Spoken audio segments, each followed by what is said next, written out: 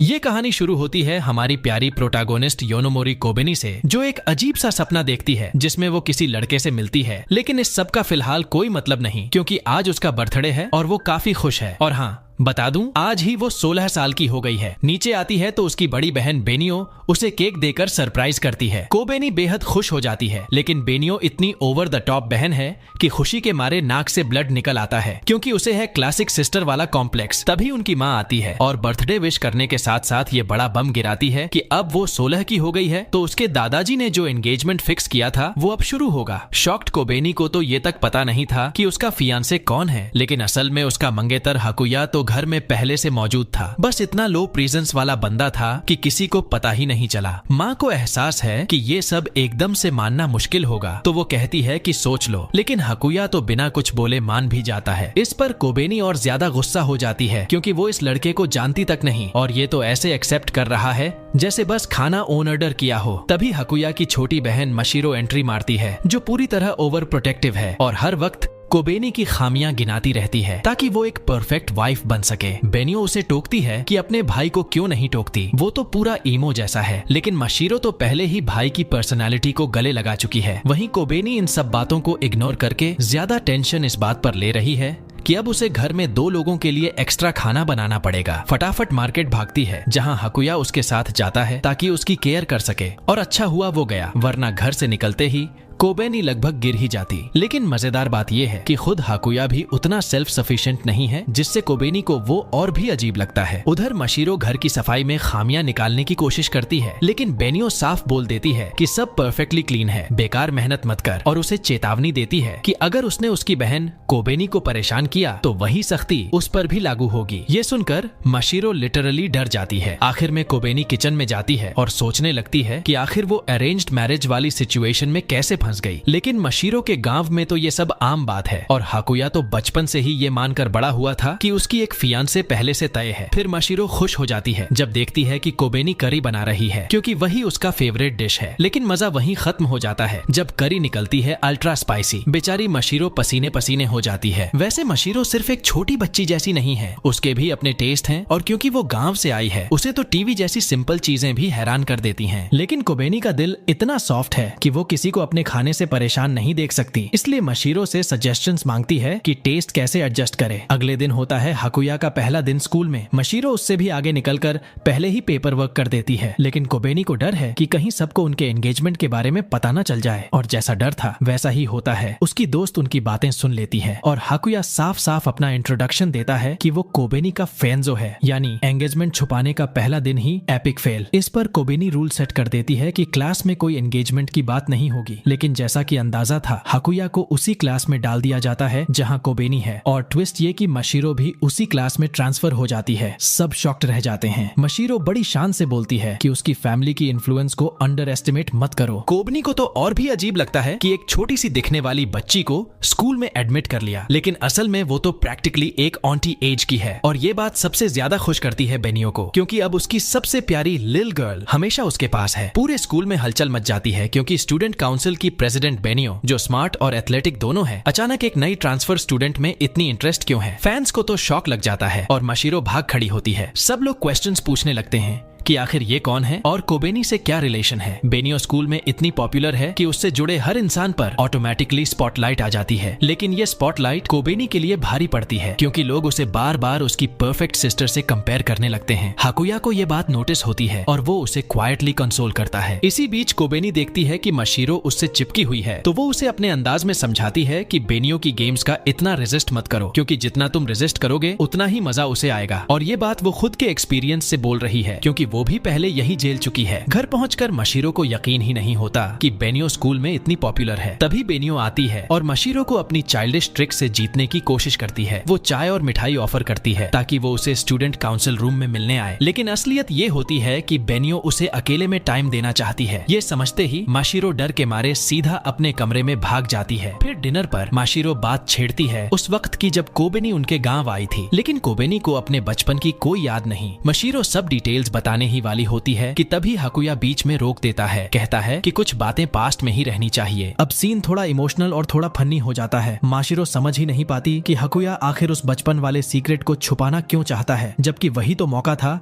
जिससे वो कोबेनी के दिल के और करीब आ सकता था। लेकिन हाकुया का मानना है कि अगर कोबेनी ने उस मेमोरी को भुला दिया है तो शायद वो उसे याद भी नहीं करना चाहती और इसी वजह से वो उसकी चॉइस का रिस्पेक्ट करता है। दूसरी तरफ कोबेनी के दिमाग से ये बात निकल ही नहीं रही कि बचपन में आखिर ऐसा क्या हुआ था जिससे हाकुया इतना रिएक्ट कर रहा है, तो वो मशीरो से पूछने निकल पड़ती है। लेकिन मशीरो तो अभी अभी एलियंस पर एक टीवी शो देखकर डर के मारे हिल चुकी है। गांव की होने की वजह से उसे यूएफओ माइट्स की कोई आदत नहीं थी और अब उसे लग रहा है कि एलियंस आकर इंसानों को उठा ले जाते हैं। इतनी डरी हुई थी कि कोबेनी उससे कुछ पूछ भी नहीं पाती। अगले दिन भी हालात वही। मशीरो अब भी एलियंस के डर से कांप रही थी और सोच रही थी कि किसी भी वक्त कोई यूएफओ आकर उसे उठा ले जाएगा। इसी डर में वो बर्फ पर दौड़ते दौड़ते गिर भी जाती है। क्लास में पहुंचने के बाद कोबेनी उसका ध्यान रखती है, लेकिन मशीरो के पास ज्यादा देर रहने से बेनियो उसे पकड़ लेती है और जब बेनियो को पता चलता है कि मशीरो को एलियंस से डर लगता है तो वो और ज्यादा खुश हो जाती है, क्योंकि इससे वो मशीरो को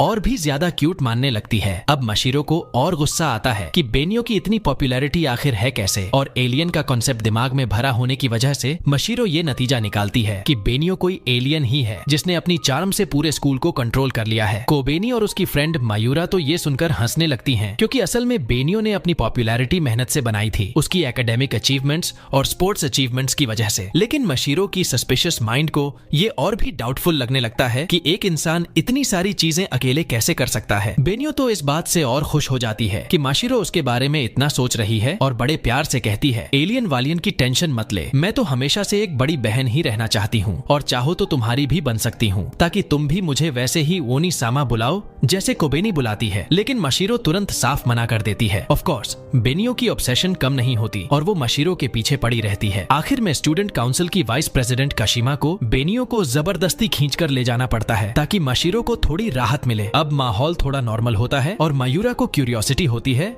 कि आखिर मशीरो और हाकुया कहाँ रहते हैं। मशीरो तो बिना झिझके बोल देती है कि वो लोग तो ऑब्वियसली कोबेनी के घर ही रहते हैं। ये सुनकर कोबेनी तुरंत उसे चुप कराना चाहती है ताकि बात बाहर न निकले, लेकिन मशीरो को लगता है कि ये इंसल्ट है क्योंकि इसमें छुपाने जैसा कुछ है ही नहीं। और फिर बम फूट जाता है। पूरे क्लास को पता चल जाता है कि मशीरो और हाकुया दरअसल कोबेनी के साथ ही रहते हैं, यानी इनडायरेक्टली वो बेनियो के साथ भी रहते हैं। मशीरो को अब समझ आता है कि शहर में किसी छोटी सी खबर की भी कितनी बड़ी वैल्यू होती है और बेचारी कोबेनी बस यही थैंक गॉड कर सकती है कि अभी तक किसी को उनकी एंगेजमेंट के बारे में नहीं पता चला। अगले दिन सुबह सब लोग साथ बैठकर नाश्ता कर रहे होते हैं। हमेशा की तरह बेनियो पूरी तरह चिपकी रहती है मशीरो से, लेकिन तभी प्रोटा की माँ कैजुअली हाकुया से पूछ लेती है कि उसे खाने में क्या पसंद है। और मजेदार बात ये कि कोबेनी पहले से ही उसके सारे फेवरेट डिशेस जानती है। ये देखकर सबको तो क्यूट कपल वाइब्स आती हैं, लेकिन बेनियो को थोड़ी झुंझलाहट होती है क्योंकि उसे लगता है जैसे वो लोग पहले से ही कोई deeply in love married couple हों। स्कूल पहुंचते ही कोबेनी का मूड डाउन हो जाता है क्योंकि उसकी बारी आती है जिम्नास्टिक क्लास की और उसकी हालत वैसी नहीं थी क्योंकि उसकी खास अदाएं उसे काफी भारी बना देते थे। मशीरो भी तुरंत समझ जाती है कि उसकी प्रॉब्लम क्या है। इतने एक्स्ट्रा वेट के साथ आराम से जंप करना पॉसिबल ही नहीं। लेकिन ट्विस्ट ये कि उसकी दोस्त मयूरा बताती है कि उसी हैवी ड्यूटी फिगर की वजह से उसके कई सीक्रेट एडमायरर्स हैं। हाँ, भले ही बेनियो ने पूरी कोशिश की थी कि कोई लड़का उसके बारे में फैंटेसी न बनाए, लेकिन फैंस तो बन ही गए। ये सुनकर मशीरो को एक नया डर सताने लगता है कि असली खतरा उनके मैरिज में कोई रैंडम लड़का नहीं बल्कि खुद बेनियो हो सकती है अगर उसे जेलसी हुई कि कोबेनी आधिकारिक रूप से किसी और की है। क्लास खत्म होती है और मशीरो को काशिमा स्वीट्स खाने के लिए ले जाती है। इधर मौका मिल जाता है कोबेनी और हाकुया को अकेले घर लौटने का और प्रेडिक्टेबली हाकुया उसे अकेले कैरी करने नहीं देना चाहता क्योंकि डिनर के सामान बहुत हैवी थे। लेकिन उसे बिल्कुल अंदाजा नहीं था कि सुपरमार्केट एक्चुअली किसी बैटलफील्ड से कम नहीं। डिस्काउंट वाली मीट लेने के चक्कर में बेचारे की हालत खराब हो जाती है। तब कोबेनी उसे बाहर बैठकर रेस्ट करने कहती है और खुद अंदर शॉपिंग पूरी करती है। इसी बीच वो मशीरो और हाकुया के लिए पर्सनल बोल्स खरीद लेती है क्योंकि अब वो सच में फैमिली का हिस्सा बन चुके थे। ये देख मशीरो इतनी खुश हो जाती है कि प्रैक्टिकली अपने भाई को मजबूर कर देती है थैंक्स बोलने के लिए। लेकिन डिस्ट्रैक्टेड हाकुया थैंक्स अपनी होने वाली वाइफ को देने की जगह उसकी माँ को बोल देता है। वीकेंड आते ही फिर से बेनियो पूरी बेशर्मी से कोबेनी के बेड में घुस जाती है, लेकिन अब कोबेनी इतनी यूज्ड टू हो चुकी है कि कोई हैरानी वाला रिएक्शन भी नहीं देती और ये बात बेनियो को और खटकती है। क्योंकि उसे तो उसी रिएक्शन की तलब रहती है। दूसरी तरफ हाकुया को अपने गांव से एक चिट्ठी मिलती है। मशीरो उसे देखते ही पैनिक मोड में चली जाती है और जिद करती है कि तुरंत रिप्लाई करना चाहिए। इसलिए हाकुया लेटर फिनिश करके खुद डिलीवर करने निकल पड़ता है। इधर घर पर कोबेनी और बेनियो लॉन्ड्री कर रही होती हैं। तभी बेनियो की नजर पड़ती है मशीरो की अंडरवेयर पर, जो पूरी तरह बच्चों जैसी होती है। बेनियो तो इतनी एक्साइटेड हो जाती है कि उसकी खुशी सीधे मशीरो तक पहुंच जाती है, जो अपने कमरे में बैठी माथा पीट लेती है कि उसने इतनी टॉप सीक्रेट इन्फो लीक कैसे कर दी, जैसे उसकी अंडरवियर साइज। याद रहे, मशीरो हमेशा खुद को एडल्ट दिखाने की कोशिश करती है। कुछ देर बाद कोबेनी बेनियो से मिलने आती है। बेनियो को लगता है कि वो मॉडल्स वाले ब्रास की बात करने आई है जिन्हें वो मशीरो के लिए खरीदना चाहती थी, लेकिन असलियत में कोबेनी का सवाल कुछ और ही था। आखिर बेनियो उसकी एंगेजमेंट के खिलाफ क्यों नहीं है, जबकि वो हमेशा उसके किसी भी बॉयफ्रेंड के खिलाफ रही है। बेनियो जानती थी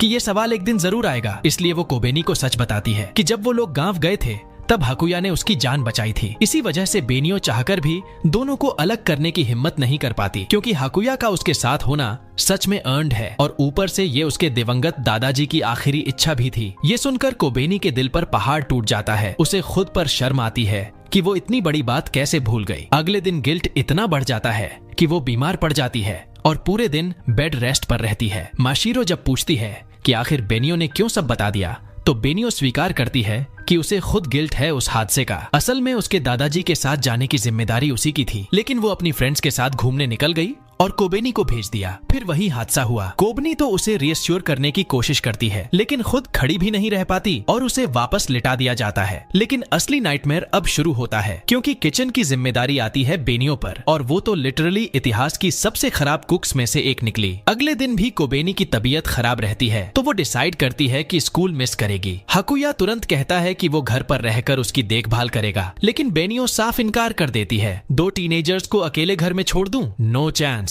और खुद उसके साथ रुकने का डिसाइड कर लेती है। लेकिन आयरनी ये कि आखिर में कोई घर पर नहीं रुकता, क्योंकि कोबेनी बेनियो से नाराज हो जाती है कि वो उसके लिए खुद को सैक्रिफाइस क्यों कर रही है। दिन भर हाकुया अनयूजुअली डिप्रेस्ड नजर आता है, क्योंकि उसका ध्यान सिर्फ कोबेनी की हालत पर होता है। नतीजा ये कि वो सब जल्दी घर लौट आते हैं ताकि उसकी देखभाल कर सकें। जब मशीरो कोबेनी को साफ कर रही होती है, तभी उसकी नजर उसकी पुरानी एक्सीडेंट वाली स्कार पर पड़ती है। कोबेनी को याद आता है कि वो जख्म कैसे हुआ था, लेकिन हैरानी की बात ये कि हाकुया पर कोई निशान नहीं है। उसे थोड़ी राहत मिलती है, लेकिन गिल्ट अब भी दिल में है, क्योंकि वो जानती है कि हाकुया भी उसे बचाते वक्त घायल हुआ था। अब उसे समझ नहीं आता कि अगले दिन उसकी आंखों में आंखें डालकर बात कैसे करे। हाकुया ये नोटिस कर लेता है कि वो उससे नजरें चुरा रही है, और मिसअंडरस्टैंडिंग में ये सोच लेता है कि शायद वो उसे नफरत करती है। हर्ट होकर वो अचानक तेजी से भाग जाता है। कोबेनी और बेनियो दोनों शॉक में रह जाती हैं कि वो इतनी तेज कैसे दौड़ गया। मशीरो भी टेंशन में आ जाती है, क्योंकि असलियत एक्सप्लेन नहीं कर सकती,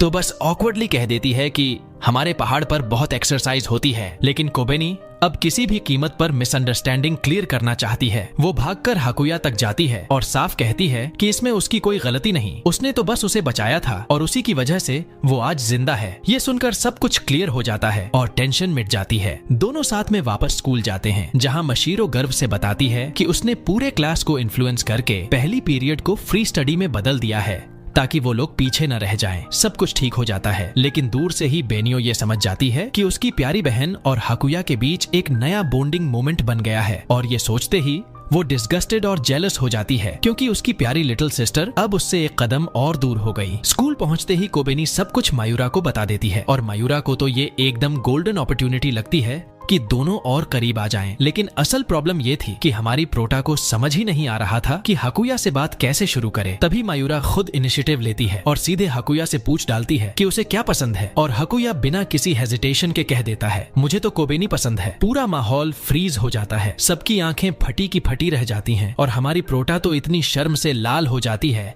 जैसे अभी जमीन में गड़ जाए। लेकिन जैसे ही वो उसकी रिएक्शन देखता है, खुद हाकुया भी थोड़ा शर्मा जाता है। इस मोमेंट को देखकर मशीरो खुद हैरान रह जाती है, क्योंकि वो नोटिस करती है कि कोबेनी अब हाकुया की एक्सप्रेशंस भी समझने लगी है, जबकि उसे खुद भी इतना आसानी से डिकोड नहीं कर पाती। लेकिन खुशी ज्यादा देर टिकती नहीं, क्योंकि रात में एक नई टेंशन आ जाती है। क्लान की तरफ से चिट्ठी आती है कि शहर में उनकी प्रोग्रेस देखने के लिए क्लैन का कोई प्रतिनिधि भेजा जाएगा। अगले दिन बेनियो मशीरो के लिए नई पजामास खरीद लाती है, और भले ही वो दिखाती है कि उसे पसंद नहीं, मगर आखिरकार पहन ही लेती है। इसी ड्रामे में वो ऑलमोस्ट भूल ही जाती है कोबेनी को बताना कि कोई घर आने वाला है, और साथ ही ये भी टेस्ट होगा कि इतने वक्त शहर में रहने के बाद वो नाटो खा पाती है या नहीं। अब दिक्कत ये है कि कोबेनी तो पहले से ही परफेक्ट बहू वाली वाइब्स दे रही है, तो उसे इग्नोर करना इम्पॉसिबल है। तभी हाकुया बीच में इंटरप्ट करता है और बताता है कि अगले दिन से उसके एग्जाम्स शुरू हो रहे हैं। कोबेनी टेंशन में आ जाती है, लेकिन उसे कंसोल करने के लिए हाकुया उसका सिर सहलाता है। एग्जाम्स खत्म होते ही मशीरो एकदम ठिकाने लग जाती है। आखिर वो अभी मिडिल स्कूल की बच्ची ही है। उसे खुश करने के लिए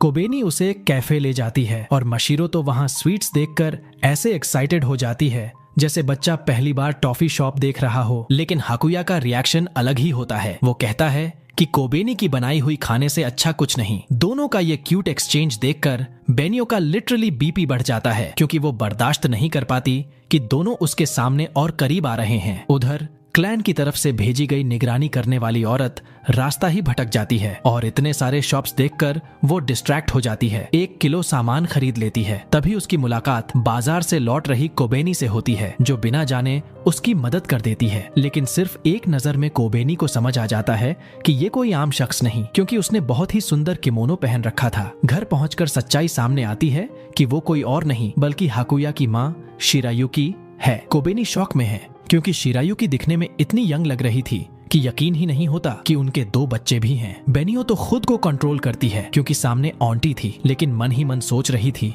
कि इतनी छोटी लगने वाली औरत ने 2 बच्चों को कैसे जन्म दिया। कोबेनी को शॉक से बाहर निकालने के लिए बेनियो तुरंत स्नैक्स बनाने लगती है, क्योंकि आखिर गेस्ट के सामने बदतमीजी नहीं की जा सकती। लेकिन शिरायुकी तो अंदर से बहुत खुश थी। उसे यकीन हो गया कि इतनी हेल्थी और केयरिंग लड़की ही उसकी होने वाली बहू है। खासकर इसलिए भी क्योंकि क्लैन में अब ब्लड लाइन को मेंटेन करने में दिक्कतें आ रही थीं, और उसे बेहद खुशी हुई ये देखकर कि वही लड़की जो हाकुया के लिए इतनी खास है कि उसने अपनी पावर्स तक यूज कर ली, अब उसकी होने वाली पत्नी बनेगी। मशीरो तो एकदम पैनिक हो जाती है जब सुनती है कि उसकी माँ ने वो राज उगल ही दिया जिसे वो अब तक छिपा रही थी। लेकिन चूंकि सब कुछ खुल ही गया था, शिरायुकी सबको बता देती है कि वे लोग असल में इंसान नहीं हैं, बल्कि एक ऐसी प्रजाति हैं जिनके कई नाम पड़े हैं और जिनमें कुत्तों में बदलने की शक्ति होती है। यानी सीधी सी बात, ये लोग फुर्स हैं। कोबनी को अचानक अपने एक्सीडेंट की याद आने लगती है, खासकर वो पल जब उसे कुछ बहुत ही मुलायम सा महसूस हुआ था। लेकिन यादें इतनी इंटेंस हो जाती हैं कि वो फिर से बीमार पड़ जाती है, तो सब उसे बेड पर सुला देते हैं। तभी शिरायुकी कंफर्म करती है कि उसकी शंका सही थी। असल में हाकुया ने अपनी पावर्स का आधा हिस्सा कोबेनी को दे दिया था उसे बचाने के लिए। लेकिन गुड न्यूज ये थी कि ऐसे लक्षण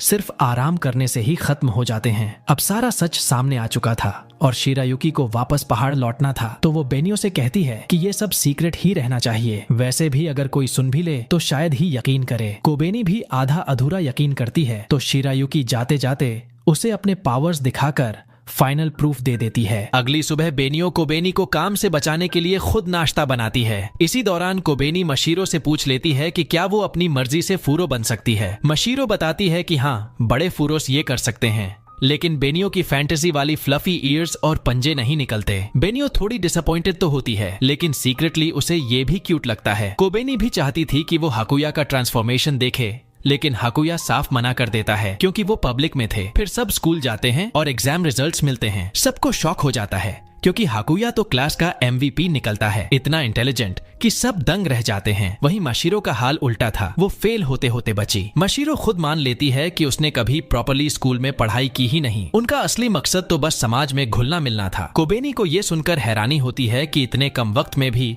मशीरो समहाउ पास हो गई। बाद में कोबेनी मौका देखकर फिर से हाकुया से ट्रांसफॉर्मेशन दिखाने को कहती है, लेकिन वो फिर से मना कर देता है। ये बात कोबेनी को बहुत दुखी कर देती है। तभी मायूरा आती है और गेस लगाती है कि शायद इसका रीजन वैलेंटाइंस डे है। कोबेनी को तब याद आता है कि ये डेट तो सच में पास है, और शॉक्ड ये कि वो बिल्कुल भूल चुकी थी। अब कंफ्यूजन ये था कि हाकुया को मिठाई पसंद ही नहीं थी तो उसे क्या दे। लेकिन मशीरो कहती है कि कोई एक्सक्यूज नहीं चलेगा, उसे चॉकलेट जरूर देने होंगे और कौन सा फ्लेवर उसे पसंद आएगा ये पता करना भी कोबेनी की रिस्पॉन्सिबिलिटी है। कोबेनी डिसाइड करती है कि वो खुद जाकर पूछेगी, लेकिन जब हाकुया से मिलने पहुंचती है तो वो गहरी नींद में सो रहा था।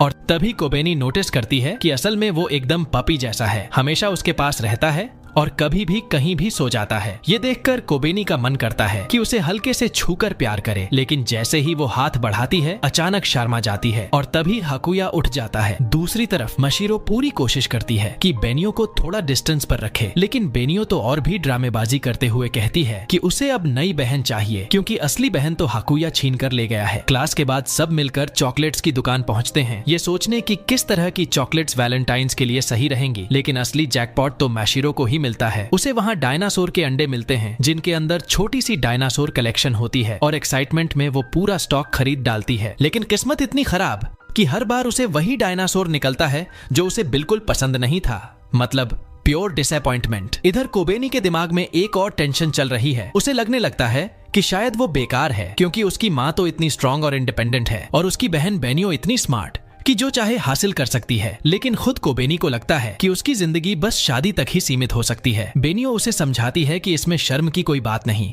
क्योंकि बचपन से उसका सपना यही था, लेकिन ये कहते ही वो खुद अंदर ही अंदर टूटने लगती है क्योंकि ये उसके उस ऑब्सेसिव सिस्टर फैंटेसी के बिल्कुल खिलाफ है। अगले दिन कोबेनी चॉकलेट्स लेकर आई थी हाकुया के लिए, लेकिन मौका ही नहीं मिल रहा था देने का। और जब आखिरकार दोनों अकेले होते हैं तो कोबेनी इतनी नर्वस हो जाती है कि आखिरी पल में पीछे हट जाती है और कहती है कि वो कुछ देना ही नहीं चाहती थी। ऊपर से हाकुया को बाद में ये सुनने को मिलता है कि जिन लड़कों को उनकी पसंद की लड़की से चॉकलेट्स नहीं मिलती, इसका मतलब होता है कि वो उनसे नफरत करती है या फीलिंग्स ही नहीं रखती। ये सुनकर हाकुया पूरा डे उदास और डिप्रेस्ड हो जाता है क्योंकि वो पूरे दिन बस कोबेनी से चॉकलेट्स का इंतजार कर रहा था। घर लौटते ही हाकुया गुस्से से भरा हुआ आता है और मशीरो हैरान रह जाती है कि आखिर हुआ क्या। तभी एंट्री होती है मायूरा की, जिसके पास अपनी स्वीट शॉप से बचे हुए ढेरों डायनासोर एग्स थे। वो सब मशीरो को दे देती है, लेकिन मशीरो की किस्मत वही खराब, फिर से वही बोरिंग डायनासोर। इसी बीच मायूरा कैजुअली कोबेनी से पूछ लेती है कि उसने हाकुया को चॉकलेट्स दिए या नहीं, क्योंकि वो तो पूरी रात मेहनत करके घर पर चॉकलेट्स बना रही थी। ये सुनकर हाकुया की आंखों में फिर से चमक लौट आती है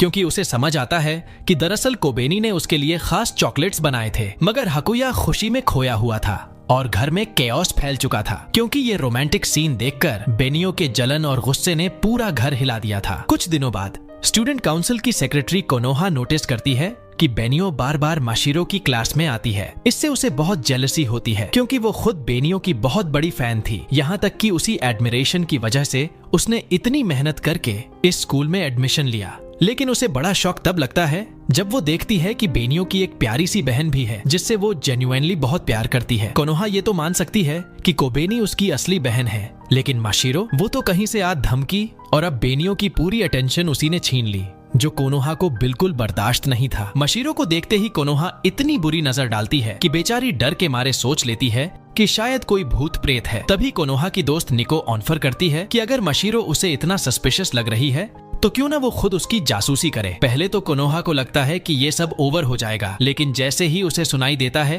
कि मशीरो बार बार उसे मॉन्स्टर बोल रही है, वो तुरंत प्लान बना लेती है कि कोई ऐसा सबूत हाथ लगे जिससे वो उसे ब्लैकमेल कर सके। अब एंट्री होती है निको की, जो इन्वेस्टिगेशन मोड में फुल ऑन उतर आती है। पहले स्टेप में वो प्रोटा पर नजर रखती है। चूंकि कोबेनी कभी फोटोज खिंचवाना या पब्लिक अपीयरेंस पसंद नहीं करती, निको उसे सिर्फ लंबा चौड़ा सर्वे थमा देती है, लेकिन पीछे पीछे वो मशीरो और प्रोटा दोनों की चोरी छिपे तस्वीरें खींचने लगती है। तभी हाकुया आ जाता है और साफ कहता है कि उसे ये स्पाइंग बंद करनी होगी। ऊपर से निको का कैमरा भी जब्त कर लेता है। लेकिन असली कॉमेडी तो तब होती है जब निको को पता चलता है कि हाकुया को बिल्कुल नहीं आता डेटा डिलीट करना, और फिर भी उसकी सारी फोटोज गायब हैं। यानी हाकुया अपनी वाइफ्यूज को इतनी प्रोटेक्टिवली गार्ड कर रहा था कि कोनोहा खुद थोड़ी सी इम्प्रेस्ड हो जाती है। हालांकि दिखावे में वो जोर जोर से डिनाई करती रहती है। कुछ ही देर बाद टीचर सभी को मैथ्स टेस्ट वापस करता है और बोलता है कि जिनके मार्क्स लो हैं उन्हें एक्स्ट्रा क्लासेस देनी होंगी। प्रोटा को लगता है कि शायद कोई फेल नहीं हुआ होगा, लेकिन असल एम्बैरेसमेंट तो हाकुया को होती है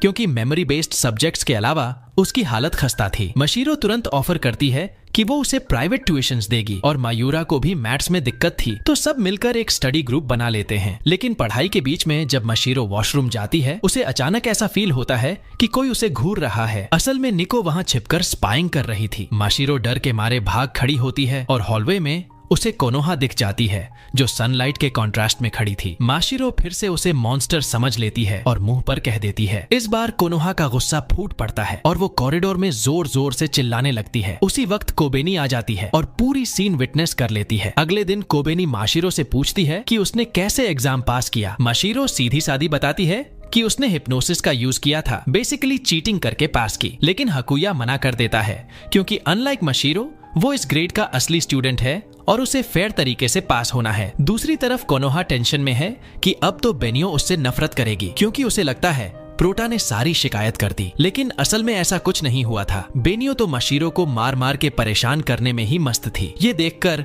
कोनोहा जलने लगती है और मन ही मन बोल उठती है कि काश बेनियो उसे अपने साथ हर जगह ले जाती। ये बात कोबेनी सुन लेती है लेकिन प्रिटेंड करती है जैसे कुछ हुआ ही नहीं। लेकिन जब मशीरो लगातार बेनियो को बुरा भला कहती रहती है तो कोनोहा का पेशेंस टूट जाता है और वो उसे डायरेक्टली कन्फ्रंट करती है क्योंकि उसके लिए तो बेनियो सामा के खिलाफ एक भी बैड वर्ड बर्दाश्त करना नामुमकिन था। मशीरो को उससे बात करने में कोई दिक्कत नहीं थी, लेकिन जैसे ही वो कोनोहा के सामने खड़ी होती है उसे तुरंत एहसास हो जाता है कि ये भी पहाड़ से आई है, सिर्फ उसकी खुशबू से पहचान लेती है। ये सुनकर कोनोहा टेंशन में आ जाती है क्योंकि उसे लगता है कि मशीरो उसे गांव की लड़की कह रही है। वो बस इतना कहती है कि कम से कम बेनियो से रिस्पेक्ट के साथ बात करे। लेकिन मशीरो भला ये क्यों मानती जब उसे तो लगता है कि सारी विक्टिम वही है। इस टकराव से पता चलता है कि कोनोहा भी उसी स्पीसीज की है जिस तरह हकुया और मशीरो हैं और अब वो दोनों पर शक करने लगती है कि कहीं इनके अंदर भी कुछ छुपा तो नहीं। कोबेनी समझ जाती है कि कोनोहा की असली पहचान सीक्रेट रखनी ही बेहतर है क्योंकि उसका सीधा कनेक्शन बेनियो से है। अगले दिन कोनोहा के दिमाग से ये सवाल ही नहीं निकल रहा था कि आखिर हकुया और मशीरो कैसे बेनियो के घर पहुंच गए। उसकी बेचैनी देखकर निको उसे बेनियो की ढेर सारी फोटोज दे देती है। लेकिन उसी वक्त बेनियो खुद एक एग्जिस्टेंशियल क्राइसिस से गुजर रही थी क्योंकि उसे लग रहा था कि उसकी प्यारी बहन उससे कोई बहुत बड़ा सीक्रेट छुपा रही है। इस सोच में वो इतनी ओवर हो जाती है कि हद से ज्यादा वाइल्ड कल्पनाएं करने लगती है। वीकेंड पर प्रोटा और बाकी सब मॉल घूमने जाते हैं और वहाँ ताकोयाकी खाते हैं। लेकिन कोबेनी कैलोरीज देखकर घबरा जाती है और आधा हकुया को खिला देती है। बाकी सबको ये जेस्चर बहुत रोमांटिक और क्यूट लगता है, जबकि असल में उसका इरादा बस वेट कंट्रोल करना था। उसके बाद वो लोग कपड़े खरीदने जाते हैं, लेकिन प्रोटा को गुस्सा आ जाता है जब कई जीन्स उसकी चौड़ी हिप्स की वजह से फिट नहीं होती। ये देखकर निको को लगता है कि उसने कोई बड़ा मसाला पकड़ लिया है, लेकिन हकुया उसे टोक देता है और साफ कह देता है कि प्रोटा की हिप्स में शर्मिंदा होने लायक कुछ भी नहीं है। इस बहस से प्रोटा को पता चल जाता है कि उसे स्पाई किया जा रहा था। मयूरा तुरंत निको से कहती है कि उसे ये स्पाइंग बंद करनी चाहिए क्योंकि उसे खुद अपनी तस्वीरें स्कूल की गॉसिप मैगजीन्स में आना पसंद नहीं। लेकिन निको इतनी आसानी से हार मानने वाली नहीं थी। बाद में कोनोहा प्रोटा की क्लास में जाकर माशीरो से अकेले बात करने का बहाना बनाती है। दोनों रूफटॉप पर जाती हैं ताकि कोई डिस्टर्ब न करे। तभी बेनियो और कशिमा भी उधर ही जा रहे होते हैं और बेनियो को शक होता है कि ये दोनों शायद उसी के बारे में बात करने वाले हैं, तो वो भी पीछे जाने लगती है। लेकिन कशिमा उसे रोक लेती है क्योंकि क्लियरली ये उसकी जिम्मेदारी नहीं है। कोनोहा और मशीरो की दुश्मनी इतनी गहरी थी कि रूफटॉप पर चढ़ने में भी दोनों एक दूसरे से आगे निकलने की कोशिश करती हैं, लेकिन ऊपर पहुंचकर ठंडी हवाओं से कांपने लगती हैं और बातचीत ही नहीं कर पाती तो जगह बदलने का फैसला करती हैं। इधर प्रोटा थककर नीचे लौट आती है और उसकी मुलाकात बेनियो से होती है। बेनियो सीधा पूछती है कि आखिर कोनोहा और मशीरो के बीच क्या चल रहा है, लेकिन प्रोटा सच बताने के मूड में नहीं होती और साफ कह देती है कि ये उसकी चिंता की बात नहीं। ये सुनते ही बेनियो पूरी तरह नॉकआउट हो जाती है। कोनोहा हैरान रह जाती है जब उसे पता चलता है कि वो और मशीरो असल में एक ही स्पीसीज से हैं। तभी वो मशीरो पर इल्जाम लगाती है कि वो तो सिर्फ कुछ चालाक ट्रिक्स इस्तेमाल करके बेनियो के घर घुस आई है और इस तरह उसका दिल जीतने की कोशिश कर रही है। ये सुनकर मशीरो इतना आहत होती है कि रोने लगती है और मजबूरी में हकुया को उसे कंसोल करना पड़ता है क्योंकि सच तो ये था कि उन्होंने बेनियो के घर में आने के लिए कोई बेईमानी नहीं की थी और बेनियो के पीछे उनका कोई इरादा भी नहीं था। लेकिन कोनोहा को अपनी माँ की बातें याद आती हैं कि उनकी स्पीसीज में मलेज बहुत रेयर होते हैं और ऐसे में मौका मिलते ही उसे अपना बना लेना चाहिए। इसी सोच में वो सीधा हकुया को प्रपोज कर देती है कि चलो शादी कर लें और उसी वक्त वहाँ कोबेनी आ जाती है और ये पूरी आखिरी लाइन सुन लेती है। शॉक्ड होकर वो भागने की कोशिश करती है लेकिन घबराहट में ठोकर खा गिर जाती है और फिर तेजी से वहाँ से निकल जाती है। हकुया उसे रोकने के लिए पीछे भागता है लेकिन कोनोहा भी उसे जाने नहीं देना चाहती क्योंकि वो उसे पति बनाना चाहती है। तभी मशीरो सीधा बीच में आती है और कहती है कि हकुया पहले से ही कोबेनी से एंगेज्ड है, इसलिए उसे परेशान करना बंद करो। दूसरी तरफ कोबेनी इस बात को प्रोसेस ही नहीं कर पाती कि कोई और भी हकुया से शादी करना चाहती है और अब उसे पहली बार लगता है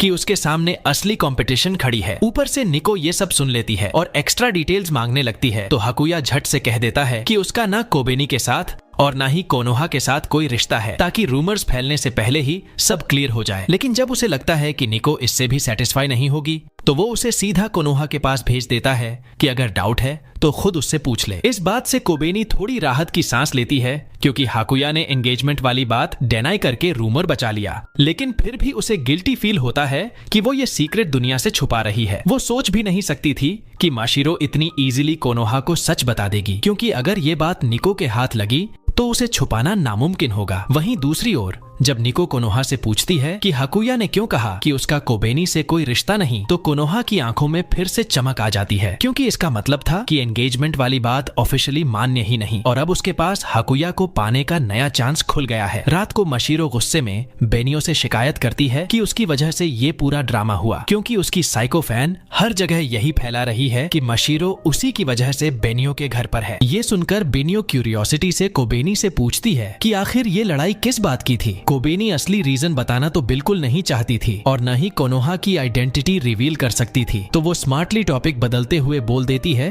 कि कोनोहा तो बस जेलस है माशिरो से, क्योंकि माशिरो को ज्यादा अटेंशन मिलती है। बेनियो ये सुनकर खुश हो जाती है और सोचने लगती है कि उसकी फैन और उसकी प्यारी बहन उसी के लिए आपस में लड़ रही हैं। इतना ही नहीं, वो यहाँ तक मान लेती है कि शायद कोबेनी भी जेलस है, और जब वो बार बार पूछती है तो कोबेनी मजबूरी में हाँ बोल देती है ताकि और सवालों से पीछा छुड़ा सके। अगले दिन कोनोहा कोबनी को साफ साफ कह देती है कि उसने अभी हार नहीं मानी है, लेकिन कोबेनी को बात समझ नहीं आती, इसलिए वो खुद ही कोनोहा से रिक्वेस्ट करती है कि कम से कम एंगेजमेंट वाली बात को डिनाई मत करो। माशिरो के पास इस बार एकदम परफेक्ट प्लान था। वो बेनियो की फोटो खींचकर उसे रिश्वत की तरह देने वाली थी, लेकिन बेनियो तुरंत समझ जाती है और उसे रोकने के बजाय अलाउ कर देती है, क्योंकि सच कहें तो उसे ये चीज बुरी भी नहीं लग रही थी। इसी बीच कोबेनी सीधा मैटर पर आ जाती है और रिक्वेस्ट रख देती है, जिससे उसे शॉक लगता है जब सुनती है कि कोनोहा को उसका सीक्रेट फैलाने का कोई इरादा ही नहीं था। लेकिन कोनोहा ये भी कहती है कि अगर सच में वो हाकुया से शादी नहीं करना चाहती तो बेहतर होगा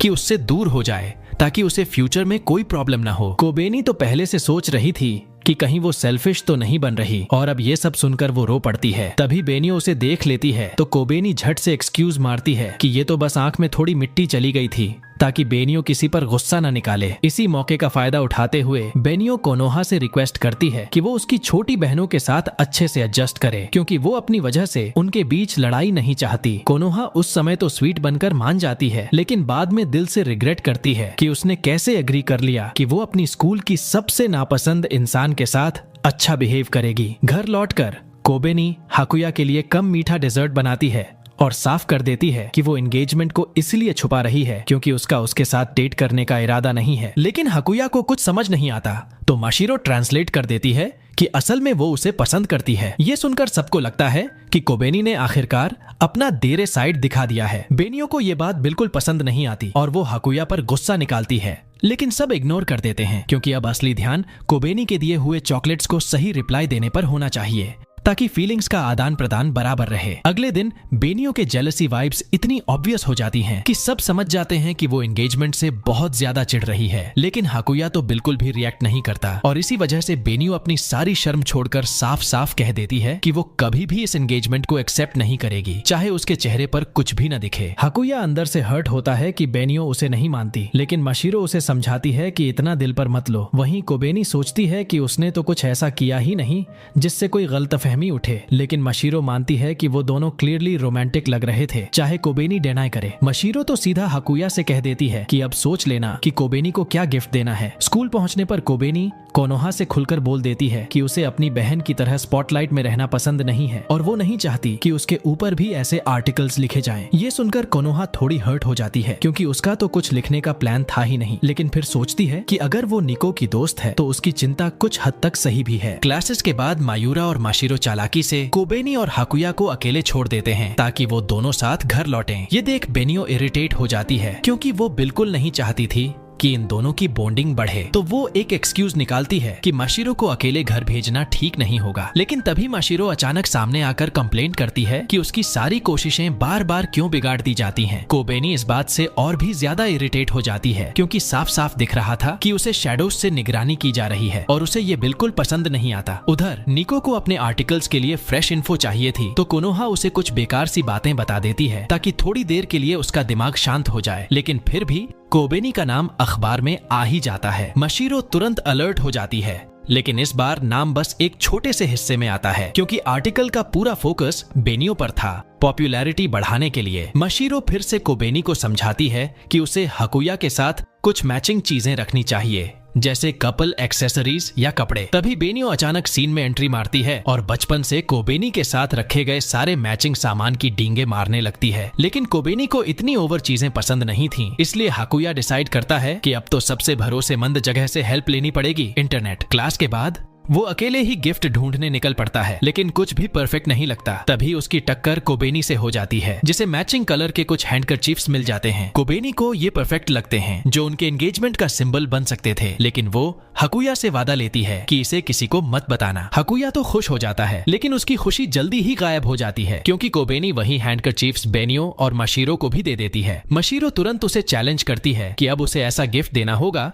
जो कोबेनी को सच में इम्प्रेस कर दे, और अगले ही दिन वो हकुया पर और भी प्रेशर डालती रहती है। रिजल्ट ये होता है कि हकुया पूरी तरह तनाव में नजर आने लगता है और जो भी उसे एडवाइस देते हैं वो इतने वेग होते हैं कि उसका कोई फायदा ही नहीं निकलता। घर लौटते वक्त मशीरो फिर से मौका बनाकर कोबेनी और हकुया को अकेला छोड़ देती है, लेकिन दोनों के पास बात करने के लिए कुछ था ही नहीं। मजबूरी में कोबेनी रैंडम सवाल पूछ लेती है। हकुया का वो लटकता हुआ फ्रिंज जो उसकी एक आंख को ढक लेता है, हकुया को तो अब उसकी आदत पड़ चुकी थी। दूसरी ओर मशीरो सुपरमार्केट से डायनासोर के अंडे लेने गई थी, लेकिन घर लौटने का मन नहीं हुआ तो उसने अपनी सुपर ह्यूमन स्पीड यूज कर ली। बैड लक ये रही कि निको ने उसे अचानक गायब होते हुए देख लिया। अच्छी बात यह थी कि वह उसे पहचान नहीं पाई, लेकिन फिर भी हकुया ने मशीरो को डांट दिया क्योंकि अगर सच सामने आ गया तो उन्हें वापस घर लौटने पर मजबूर कर दिया जाएगा। लेकिन असली दिक्कत ये थी कि जिसने उसे देखा वो कोई रैंडम इंसान नहीं बल्कि निको थी, और अब वो अपनी सारी पुरानी खोजबीन छोड़कर सिर्फ इस अज्ञात जीव की आइडेंटिटी निकालने में लग गई। कोनोहा तुरंत समझ जाती है कि शायद मशीरो देखी जा चुकी है और वो निको को रोकने की कोशिश भी करती है, लेकिन निको तो इस बार पूरी तरह डिटरमिन्ड थी कि सच का पता लगाकर ही रहेगी। तभी हकुया हॉलवे में पहुंचता है और उसकी मुलाकात निको से होती है। निको कैजुअली कह देती है कि खबर को छोड़ देगी, लेकिन हकुया इस बात को गलत समझ लेता है। उसे लगता है कि निको के हिसाब से कोबेनी इतनी बड़ी न्यूज नहीं है जिस पर इन्वेस्टिगेशन जारी रखी जाए। इसीलिए हकुया तुरंत कोबेनी को रिएश्योर करता है कि उसके लिए वो ही सबसे बड़ी और सबसे इम्पोर्टेंट खबर है। ये सुनकर कोनोहा भी शॉक हो जाती है क्योंकि उसे लगता है कि दोनों इतने क्लोज हैं कि स्कूल में भी इस तरह की बातें कर लेते हैं। तभी वो साफ साफ कह देती है कि उसे हकुया कभी पसंद ही नहीं था और इसलिए अब वो उनकी जिंदगी से निकलकर किसी तरह की डिस्टर्बेंस नहीं बनेगी।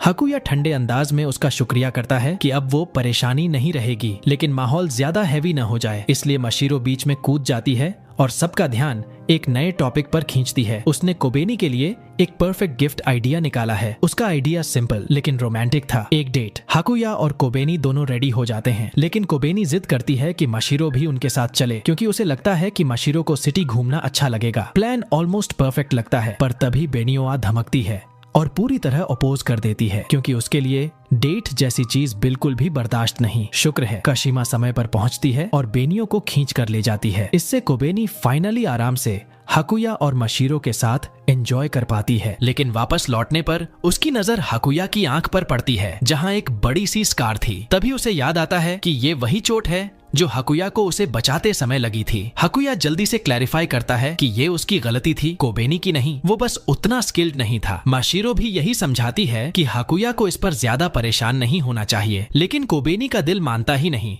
गिल्ट उसे हर पल खाए जा रहा था क्योंकि वो जानती थी कि ये निशान सिर्फ उसे बचाने की वजह से है। इसी बीच एक और ट्विस्ट आता है। हकुया को अपनी माँ का जवाबी खत मिलता है क्योंकि उसने अपना पूरा रिपोर्ट भेजा था। लेटर पढ़कर हकुया शॉक हो जाता है और मशीरो भी। अगले ही दिन कोबेनी जब उन्हें जगाने जाती है तो देखती है कि हकुया और मशीरो दोनों गायब हैं। यहाँ तक कि उनका सामान भी नहीं है। पूरा फैमिली कंफ्यूज है। कोई नहीं समझ पा रहा कि वो अचानक क्यों चले गए। बस एक छोटा सा मैसेज छोड़ गए थे, वो वापस पहाड़ों में लौट रहे हैं। इस इंसिडेंट से कोबेनी अकेली और बेहद उदास हो जाती है। जैसे ही हॉलिडेज शुरू होते हैं, मायूरा उससे कॉल पर पूछती है कि कैसे हो, और कोबेनी उसे बताती है कि हकुया पहाड़ों में लौट गया है। उसकी आवाज से ही मायूरा समझ जाती है कि कोबेनी को ये बात बहुत हर्ट कर रही है, इसलिए वो उसे समझाती है कि कभी कभी इंसान को सेल्फिश होकर अपने दिल की सुननी चाहिए। ये वर्ड सुनकर कोबेनी को हिम्मत मिलती है और वो डिसाइड कर लेती है कि वो अपने फियांसे को ढूंढने पहाड़ों तक जाएगी। उधर मशीरो और हकुया खुशी खुशी फसलों की कटाई में लगे थे, क्योंकि असली रीजन बस फैमिली की मदद करना था। लेकिन अचानक हाकुया को पहाड़ों में कोबेनी की आवाज सुनाई देती है। वो भागते हुए उसकी तलाश में निकल पड़ता है और पाता है कि कोबेनी बर्फबारी से बचने के लिए एक छोटी सी गुफा जैसे जगह में छिपी हुई है। कोबेनी उसे देखकर गुस्सा हो जाती है कि वो उसके मैसेजेस का जवाब क्यों नहीं दे रहा था। हाकुया कामली समझाता है कि यहाँ माउंटेन्स में मोबाइल सिग्नल होता ही नहीं। लेकिन उसी समय एक और प्रॉब्लम खड़ी हो जाती है। कोबेनी को तेज बुखार हो जाता है और ऊपर से स्नो स्टॉर्म भी और ज्यादा भयंकर हो जाता है, जिससे हालात और भी क्रिटिकल बन जाते हैं। हाकुया समझ जाता है कि अगर कोबेनी को वहीं छोड़ा तो वो ठंड से जम जाएगी, इसलिए वो तुरंत गांव की तरफ मदद ढूंढने दौड़ पड़ता है, जबकि माशिरो पीछे रहकर उसकी देखभाल करती है। लेकिन बदकिस्मती से आग धीरे धीरे बुझने लगती है और माशिरो के पास कोई ऑप्शन नहीं बचता। उसे बाहर जाकर सूखी लकड़ियां ढूंढनी पड़ती हैं। इसी बीच अकेली रह गई कोबेनी को हेलुसिनेशंस होने लगते हैं। वो अपनी बचपन की तन्हाई याद करने लगती है, जहां उसे हमेशा महसूस होता था कि वो अलग है, अपनी माँ या बेनियो जितनी प्रतिभाशाली नहीं, और अब भी हाकुया और माशिरो उसे छोड़कर चले गए हैं। इस डर और अकेलेपन में वो गुफा से निकल पड़ती है। माशिरो जब वापस लौटती है तो घबरा जाती है, क्योंकि कोबेनी वहां नहीं थी। तभी हाकुया गांव वालों के साथ पहुंच जाता है और सब लोग मिलकर बर्फीली पहाड़ियों में कोबेनी की तलाश शुरू करते हैं। कोबेनी बर्फीले तूफान में बेहोश पड़ी होती है और होश आने पर पाती है कि वो एक खतरनाक बर्फीले ढलान के किनारे है। तभी हाकुया सही वक्त पर पहुंच जाता है और उसे बचा लेता है। उसे गर्म चाय पिलाकर वो दोनों गांव वालों के पास लौटते हैं। रास्ते में कोबेनी पूछती है कि हाकुया ने उसकी आंख की चोट छुपाई क्यों। हाकुया कहता है कि वो उसे परेशान नहीं करना चाहता था, लेकिन कोबेनी साफ कह देती है कि फियांसे होने के नाते उनके बीच कोई सीक्रेट्स नहीं होने चाहिए। हाकुया मान जाता है और वादा करता है कि अब कभी कुछ नहीं छुपाएगा। थोड़ी देर बाद वो सब लोगों से मिल जाते हैं, लेकिन शौक की बात ये थी कि बेनियो और बाकी सब भी रेस्क्यू के लिए आ पहुंचे थे। सब साथ में लौट आते हैं, लेकिन बेनियो नोट कर लेती है कि हाकुया अनयूजुअली खुश और हल्का लग रहा है, जिससे उसे शक होने लगता है कि शायद कुछ और हुआ है, चाहे कोबेनी कितना भी डिनाई कर दे। छुट्टियां खत्म होते ही नया साल शुरू होता है और माशिरो की वजह से सब फिर से साथ होते हैं। कोबेनी खुश थी, भले ही उसे नहीं पता था कि उसकी और हाकुया की कहानी कहां तक जाएगी और क्या वो हमेशा साथ रहेंगे, लेकिन उसने तय कर लिया था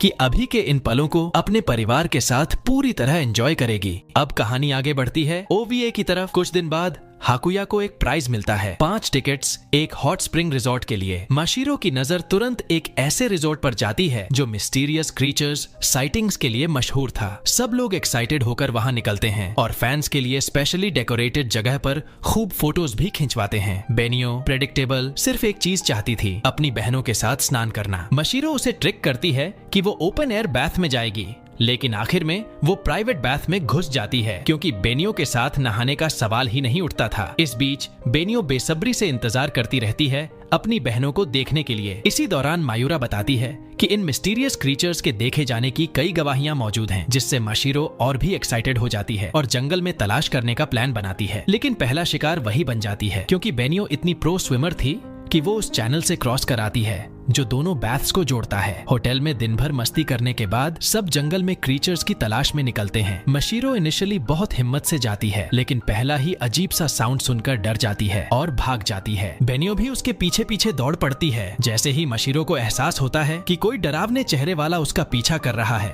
वो और तेज भागने लगती है और इसी चक्कर में वो और बेनियो दोनों कोबेनी और हाकुया से काफी दूर निकल जाते हैं। तभी हाकुया कोबेनी से वादा करता है कि चाहे रास्ते में कितनी भी मुश्किलें क्यों ना आए, वो हमेशा उसकी हिफाजत करेगा। दूसरी तरफ बेनियो माशिरो को वादा करती है कि चाहे वो दोनों जंगल में हमेशा के लिए खो भी जाएं, फिर भी वो उसकी पूरी जिम्मेदारी लेगी। ऑब्वियस सी बात है, ये सुनकर माशिरो का चेहरा वैसे ही उतर जाता है, क्योंकि यही तो वो बिल्कुल नहीं चाहती थी। जैसे तैसे दोनों वापस लौटने लगते हैं और अचानक कुछ परछाइयां देखकर माशिरो का तो दिल ही बैठ जाता है, लेकिन असल में वो सिर्फ हाकुया और कोबेनी ही थे। आगे बढ़ते बढ़ते वो लोग झील पर पहुंचते हैं, जहां मयूरा उन्हें एक अजीब सा एनीआई दिखाती है, बिल्कुल वैसा ही जैसा लोकल न्यूज में दिखाया जा रहा था। रात का अंधेरा होने की वजह से साफ नहीं दिखता, लेकिन माशिरो पूरे यकीन के साथ मानती है कि ये क्रीचर असली है। मगर असली शौक ये नहीं था, असल हाईलाइट तो ये था कि बेनियो और माशिरो खुद पेड़ों से कूदते फांदते लोकल्स को दिखाई दिए थे। अब सीधा बढ़ते हैं ओवीए 2 की तरफ। स्कूल में माशिरो ये सोचकर कंफ्यूज हो जाती है कि आखिर बेनियो और काशिमा दोस्त कैसे हो सकती है। एक तरफ बेनियो जो पूरी तरह से अपनी बहनों पर फिदा है, और दूसरी तरफ काशिमा जो एकदम डिसेंट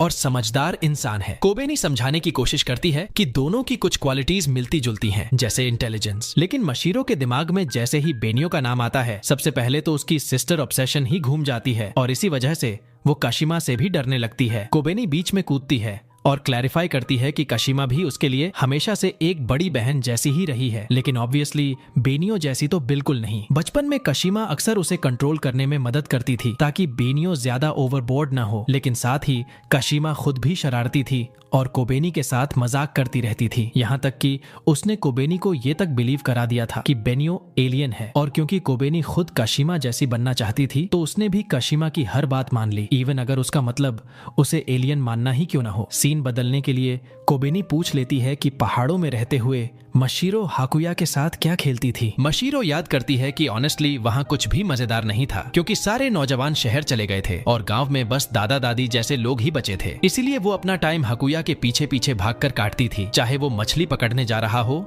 या फिर उसकी माँ की मिठाइयाँ चोरी करके माशिरो को पिटवाने के बाद भी उसे कौंसल करता हो। कोबेनी को ये सब सुनकर अच्छा लगता है कि बचपन से ही वो दोनों भाई बहनों जैसे रहे हैं, लेकिन तभी बेनियो को याद आता है कि टॉपिक तो बिग ब्रदर्स का था और वो मौका छोड़ती नहीं। माशिरो को हक करके दिखाने लगती है कि वो उससे कितना प्यार करती है। कोबेनी समझाती है कि वो सब बस बीते पलों को याद कर रहे थे, लेकिन काशिमा के दिमाग में इंस्टेंटली वो दिन फ्लैश हो जाते हैं जब कोबेनी ने खुद को परवर्ट कहने की कोशिश की थी, उसका सबसे एम्बैरेसिंग और हम्बल मोमेंट।